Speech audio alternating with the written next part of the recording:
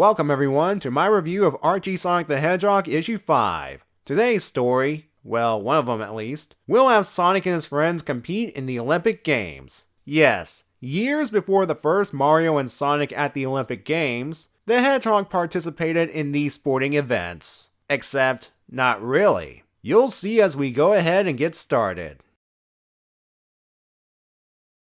We start with Sonic playing baseball with himself while Tails watches. I guess they're practicing for the live-action movies. As Sonic tries to catch the ball, he runs into this structure, Robotnik Stadium. The SWAT bot guarding it has a message from Robotnik. He wants to challenge the Freedom Fighters to compete in the Robotropolis Olympic Games. If they can win one of 4 events, he promises to restore Mobius to normal. That's good.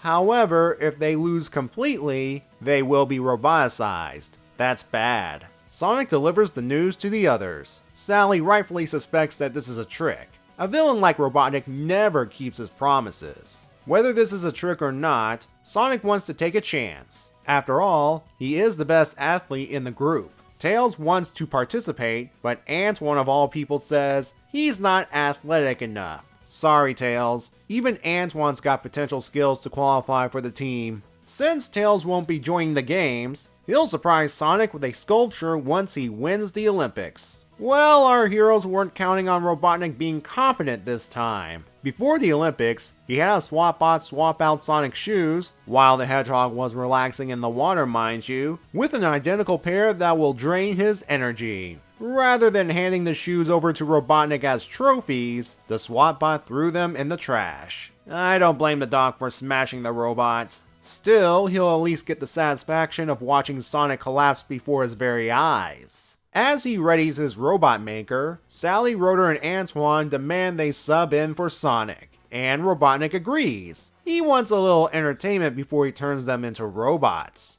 The competition goes as well as you expect. Splats easily leaps over Antoine in the long jump. Octus, the oil ocean badnik, swims past Sally with ease, and a SWAT bot picks up both Rotor and the weights he was holding. That's 3 out of 4 events. If they lose the last one, they're boned. And it's a race against the Buzz Bomber. Poor Antoine is the one that has to run it. Yeah, our heroes are done for. Or are they? Sonic is back on his feet, ready for action. How's this possible, you may ask? Earlier, Tails was at the Robotropolis junkyard gathering sculpture parts where he found the shoes. Sonic gives Antoine a chance by forming a dust cloud around the Buzz Bomber. It was so distracted, it didn't notice that it turned around and moved back towards the starting line. This means Antoine wins. To the surprise of no one, Robotnik readies his bot maker anyway. But Sonic quickly destroys it, causing the bad guys to run away. Sonic congratulates Tails for hurrying back with the sneakers, and give the exhausted Antoine a round of applause for his role in the story. No, seriously, clap for him. I'll explain later.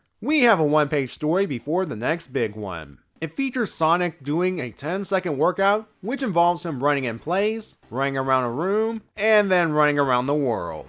Sonic shows the alternative Rotor 8-second workout, and it's done a number on his back. Oh boy, the future is not going to be kind to you, my friend.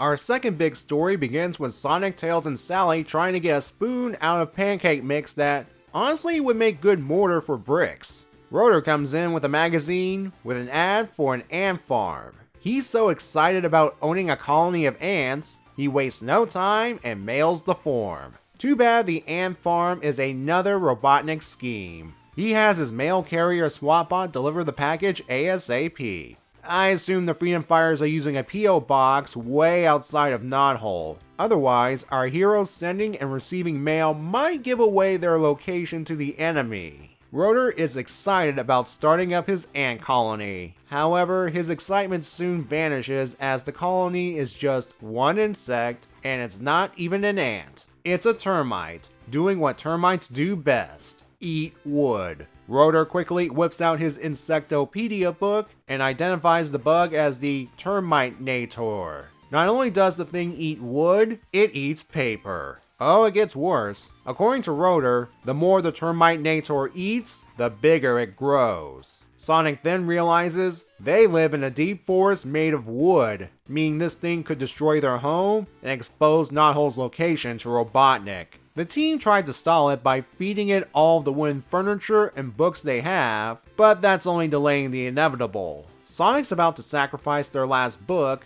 until Sally realizes it's her cookbook, the same one she used to make the pancake cement mix earlier. This gives Sonic the idea to create another batch of the stuff quickly and put it inside a hollow log. When the Terminator chomps on it, its mouth is sealed shut. Rotor inspects the bug and discovers it's a robot built by Robotnik. Speaking of, the doctor gets a large wooden crate by mail. Turns out, it's the Terminator. Not only does it grab Robotnik, Rotor has modified it so that it'll eat nothing but metal. Have fun getting out of this one, Doc. Our final one-page story features Sonic quickly returning to Knothole so he can gulp down Sally's cooking. He gets a stomachache, but it's not due to speed eating. He was moving so fast, he failed to notice he ate the waxed fruit instead of Sally's food. Hey, at least it's not the pancake mix. The issue introduces a new writer to the series, and apologies if I mispronounce the name. Angelo de Caesar, or is it de Cesar? It's kinda hard to tell, and frankly I'll be butchering that last name in future reviews. Anyway, he seems to maintain the goofy tone established by Mike Gallagher and Scott Shaw before him. Of course, Dave Manning's art once again contributes to the atmosphere. But as we see more of Angelo's work in future issues, the humor will rely less on fourth wall breaking, and he'll be one of the first to adjust to the comic's eventual tonal shift. I assume he wrote the entire issue since the credits only appear in the Olympics story, and I couldn't find anything to contradict this. Yeah, credits were weird back then. What's also weird is how the stories themselves were structured. If you look closely, after a big story, the following one-page story revolved around a corresponding theme. The Olympic and workout stories share the theme of athleticism, and the Terminator and Wax Fruit stories are linked by eating inanimate objects and Sally's cooking. It had to be done on purpose. I'm going to forego the one-page gag stories and focus on the biggies. With the Olympic story, despite the goofy premise, it's actually one of Robotnik's most competent plans so far. Lure the freedom fighters into the games, take out their star player, and torture them with false hope before securing victory. The only thing he didn't count on was incompetent minions, and one of the heroes being at the right place at the right time to find the results of said minions' incompetence. Robotnik swapping out Sonic's shoes for ones that make him weaker. That's the premise of Sonic Labyrinth. I didn't know we were getting an adaptation of that game before the comic's first adaptation in the next issue. I'm kidding, of course. Issue 5 was published on September 7th, 1993, and Sonic Labyrinth came out the fall of 1995.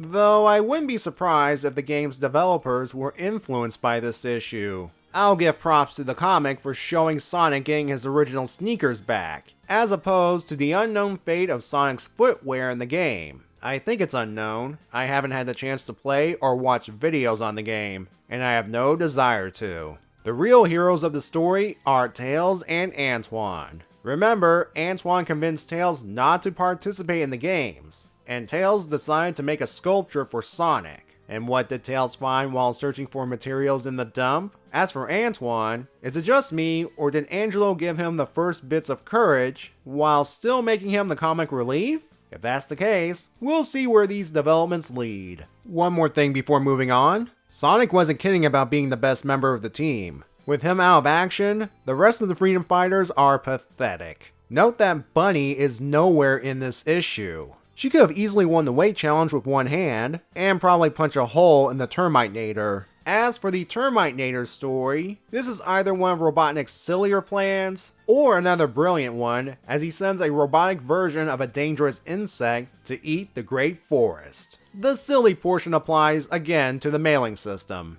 I just want to add, if such a thing exists, couldn't Robotnik mail a tracking device in disguise and find their hidden base? But then we wouldn't have a story. Also, there are supposedly real Terminators in this universe based on Rotor's insect book that can do the exact same thing as the robotic one. I guess they're either rare or no longer exist, because we don't see this thing again after this issue. And frankly, that's a good thing. I do like that the solution with the pancake mix was set up early on, so it didn't completely come out of nowhere. Final score for the two stories. Olympic Trials and Errors gets a 7, and Chump on This Chump gets a 5. As I alluded to earlier, the next issue will be the comic's first game adaptation, Sonic Spinball in this case. Of course, like the illiterate moron that I am, I will be calling adaptation adaptions. Not just for this one, but most of the others in the series.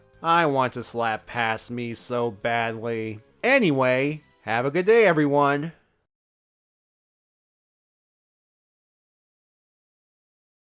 Sonic relaxing in the water. There's something you don't see every day.